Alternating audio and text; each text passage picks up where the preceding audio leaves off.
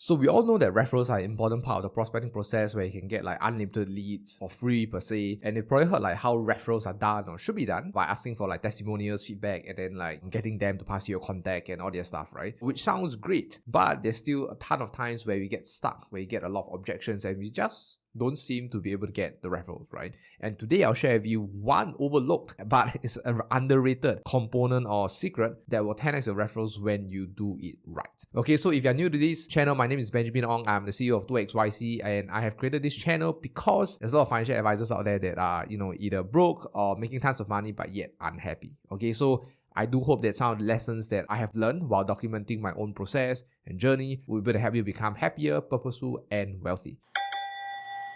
A lot of advisors, even maybe yourself, get stuck when they ask for referrals, right? You get a ton of objections. There's a lot of, let me think about it. My friend already has an advisor, and I'll contact them first, or I'll pass them your contact, that kind of stuff, right? Which more often than not, you probably won't hear from them again in terms of the referrals, right? And most of the time, you'll either just let it go or like try to overcome the objection per se. Or maybe you just think of like adjusting our asking process.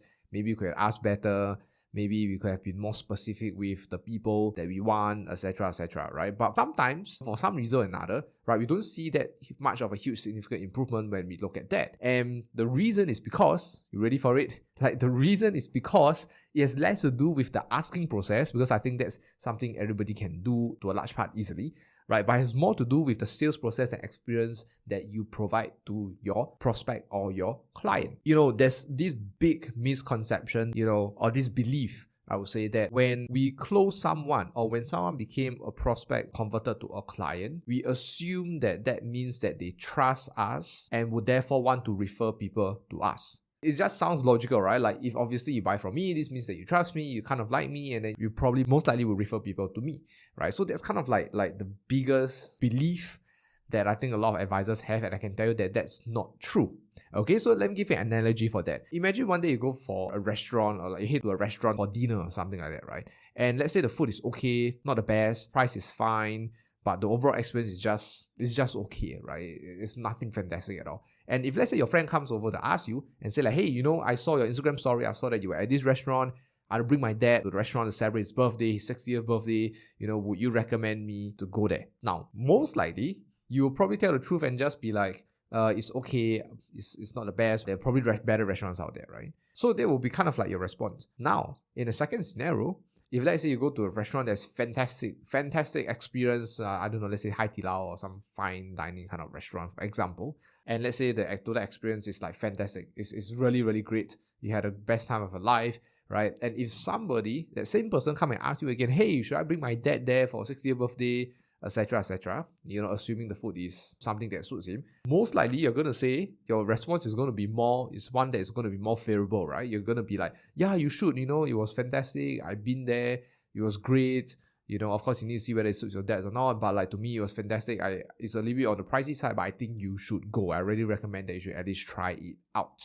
So you realize in both scenarios, what do you think the biggest difference is? The biggest difference is that's one of the dining experience that the same person has, right? So if you think about it, you look at this normal restaurant, the first scenario, right? Someone can go to the restaurant, have his or her meal, it does the job, right? The food goes in, it fills up the tummy, and then you pay the bill, and then you move on, right? And this is literally just the same thing as the sales process, right? Like your sales process could be decent enough to close someone, to convert them to a prospect to becoming a client, but it need not necessarily be fantastic enough for people to want to refer you, right? So it's the same thing, right? You go to the restaurant, it fills up tummy, not the best food, but it does the job.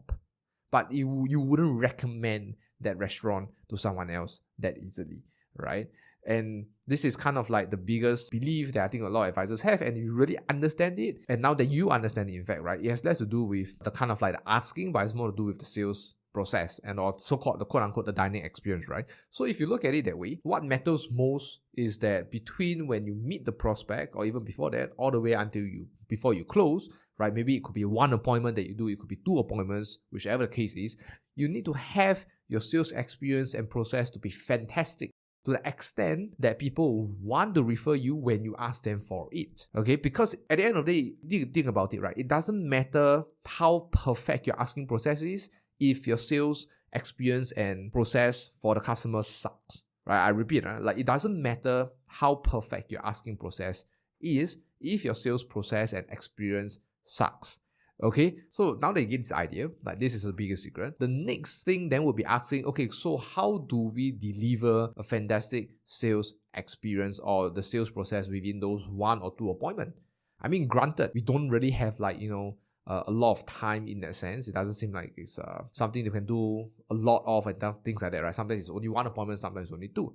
But one of the best ways, in my opinion, to really deliver a sales experience is to always give the prospect or client a light bulb aha moment. These are the kind of moments where, let's say you explain something or you share with them certain concepts, for example, and they go like, oh, right? Or they go like, oh wow, I had no idea that this was what's happening, or like this is actually happening, or like I didn't know that this is how it was. You want them to have the kind of aha light bulb moment, and you probably have done so in your sales process here and there, and you kind of see like the prospect kind of light up, like they go like, yeah. So this is the light bulb aha moment that we want. Why? Because when someone gives the kind of response, it means they had emotional realization, right? They had realized something. And when someone realizes something, there's always a shift from most of the time an old belief or old way of saying things to a new way of saying things, right? This is the enlightenment kind of like transition, right? They're like, last time they used to think that, maybe for example, you used to think that whole life plan is for investing or whatnot, right? Then suddenly you realize that, oh, it's not, right? Then they're like, right, now I understand. Now you want people to have that kind of realization and that kind of experience, because when they have that kind of realization, it means that their beliefs change, and therefore the second thing that what it means is that you actually value added to them. Like the impression and the emotional internalization of that is a lot stronger. So you want to have that as many aha moments as possible within the 1 appointment or even the 2 appointments, right? Then how do we deliver that kind of like aha moments, right? It really depends on the prospect and obviously his or her level of awareness and things like that. The common trend that you probably want to do is that usually when you want to give someone an aha moment, it has less, and in fact it has almost nothing to do with the product presentation. It has nothing to do with the product itself, but has a lot to do with the concept presentation, right? Where you're educating. And it's not so much about just like, oh, I tell you, I dump all the information on you. That probably wouldn't get an aha moment. But usually when you're doing a form of concept presentation or presentation presenting like a particular concept and everything else, this is where you need to ask questions, right?